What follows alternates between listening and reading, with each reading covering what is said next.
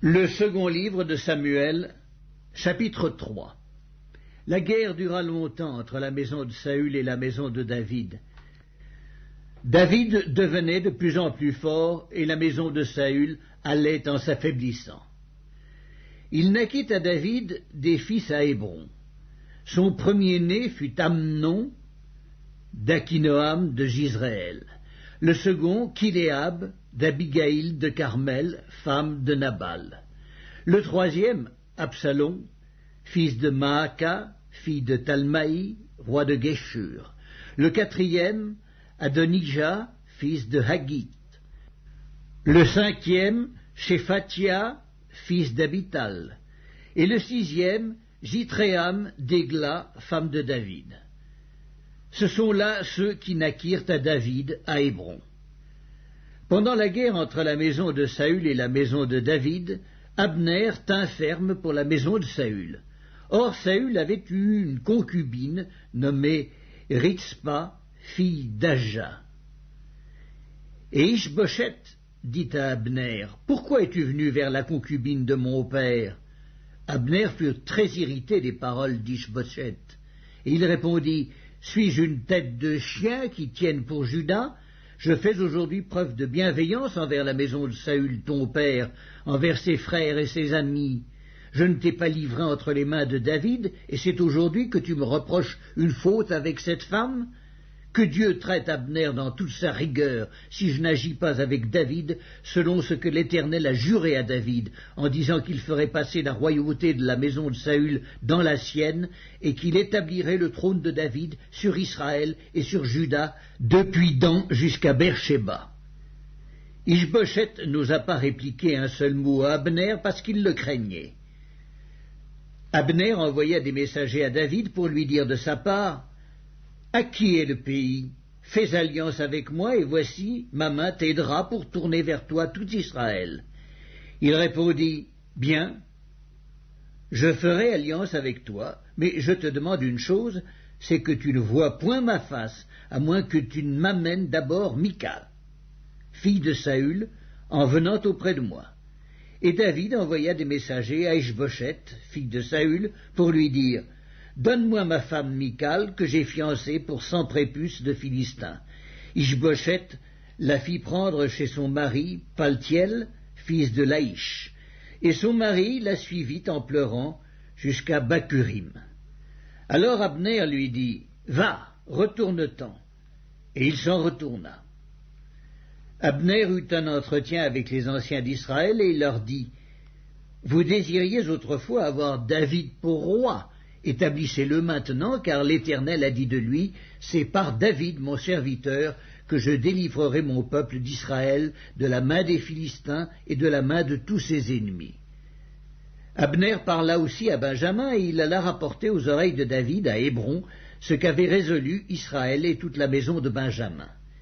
Il arriva auprès de David à Hébron, accompagné de 20 hommes, et David fit un festin à Abner et à ceux qui étaient avec lui. Abner dit à David, « Je me lèverai et je partirai pour rassembler tout Israël vers mon seigneur le roi. Ils feront alliance avec toi, et tu régneras entièrement selon ton désir. » David renvoya Abner, qui s'en alla en paix. Voici, Joab et les gens de David revinrent d'une excursion, et amenèrent avec eux un grand butin. Abner n'était plus auprès de David à Hébron, car David l'avait renvoyé, et il s'en était allé en paix. Lorsque Joab et toute sa troupe arrivèrent, on fit à Joab ce rapport. Abner, fils de Ner, est venu auprès du roi, qui l'a renvoyé, et il s'en est allé en paix. Joab se rendit chez le roi et dit, « Qu'as-tu fait ? Voici, Abner est venu vers toi. Pourquoi l'as-tu renvoyé et laissé partir ?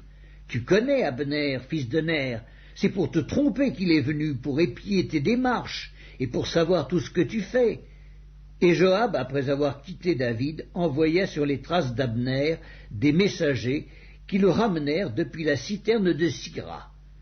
David n'en savait rien. Lorsqu'Abner fut de retour à Hébron, Joab le tira à l'écart au milieu de la porte, comme pour lui parler en secret, et là il le frappa au ventre et le tua. pour venger la mort d'Asaël, son frère.